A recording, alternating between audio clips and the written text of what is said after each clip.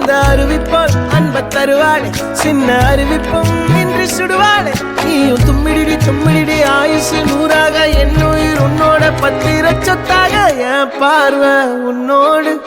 உன் பொம்மை கண்ணோடு பேசாமல் விண்ணோடு